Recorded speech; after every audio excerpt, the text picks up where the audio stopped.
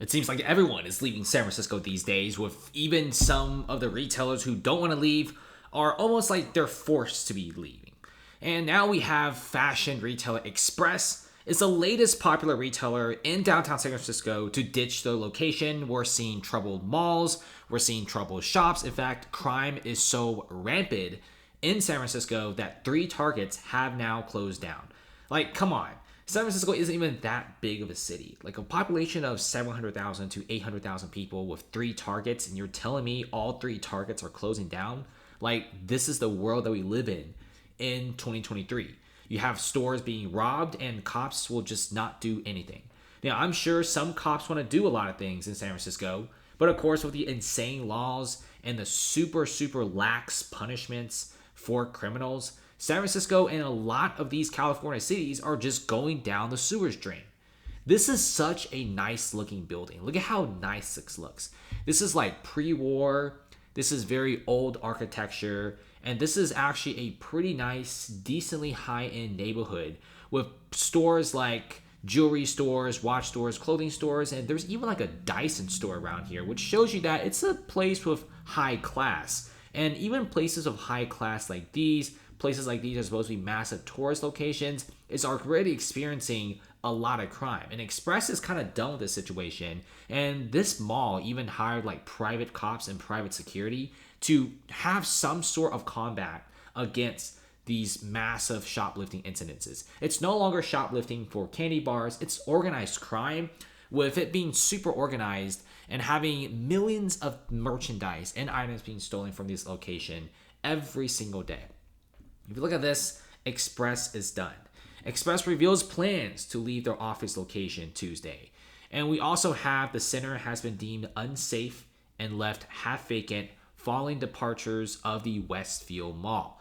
Now, Westfield is another place that has been plagued with a lot of shoplifting and a lot of crime. And this is San Francisco's biggest downtown mall. And by no means is this a small mall. Look at this whole entire strip of massive buildings. It's just pure retail. This is a capitalist shopper's favorite place to be. You got the Bloomingdale's. Right next door, you got the Westfield Mall with almost like 100 stores in it.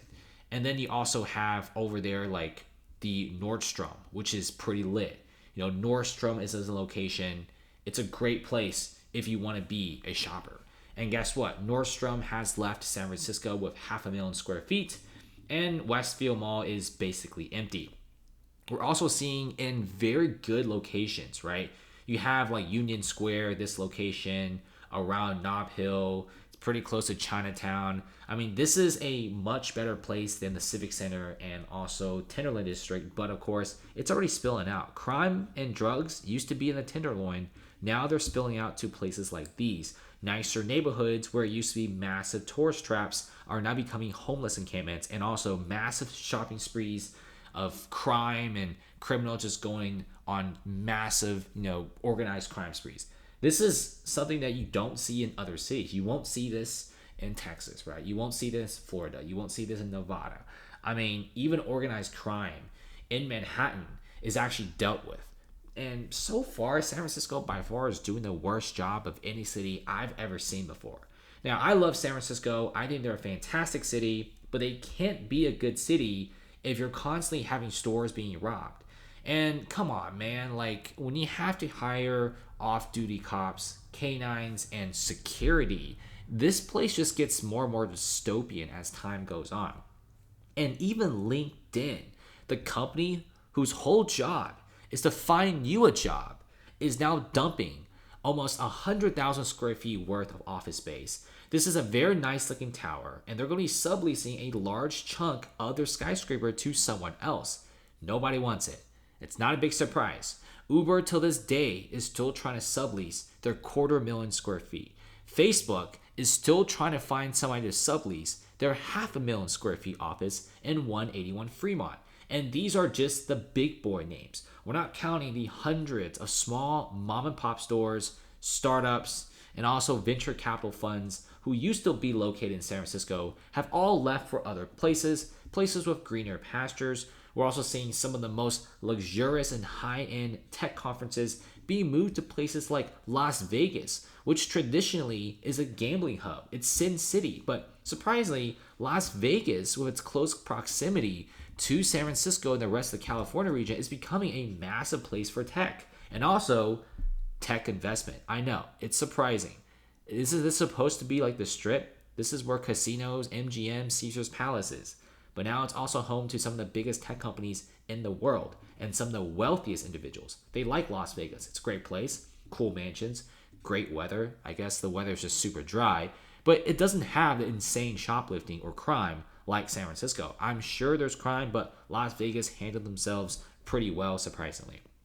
So going back to San Francisco, it's not really looking so great. Some of the most high-end miniature malls and fat retail spaces are all leaving, and I wouldn't even be surprised if stores like Victoria's Secret, Dyson, or those little bakery shops are all closing down. I mean, even Williams-Sonoma, right, selling pots and pans are leaving, and every single retailer that leaves says the same thing. The shoplifting is just getting out of control. This is why Starbucks, Whole Foods, and others are closing stores in downtown San Francisco. Amazon to Gap, consumer-facing chains are closing their doors. Come on, man. Even the Starbucks, that's crazy, man. Like, Starbucks could thrive in basically any location because who doesn't like to spend $5 to $7 for a cup of coffee? I think we all like to do that. It's like an addiction. And even Starbucks couldn't really survive in this environment. We're also seeing the coffee giant planning to close 7 stores in San Francisco, and there will only be 53 remaining Starbucks locations in the city. 7 stores is a lot. Generally, places like Target, Amazon Go, Starbucks, these big retailers, they generally don't leave unless there's like a massive exodus of people, which is happening in San Francisco, or crime is just getting out of hand. Now, I know there's a lot of cities in the US with a lot of crime, but it doesn't add up to the same crime rate as San Francisco. Manhattan, even Chicago, we're seeing big retailers like these willing to stay despite the craziness. Because the crime, yes, it's pretty crazy high, it's somewhat manageable, and the cops there do have some agenda to stop it. But San Francisco is a whole different animal. You have tourists having their cars being robbed, and the cops are just chilling on the car right next to them and watching the whole scene unfold. We're also seeing the whole entire defund the police situation in San Francisco and the Bay Area, which is causing a massive shortage of police officers. You guys don't know how bad it is. They're short like 600 to 700 officers, and it's getting worse. In fact, San Francisco is so starved for police officers right now, they're going to Texas to hire police officers, which is absolutely insane. So this is just one of several thousands of retailers who are thinking about leaving. And like I said before, it's a domino effect, right? I think San Francisco right now, the only way for them to go back to the glory days is to have some sort of very intensive change.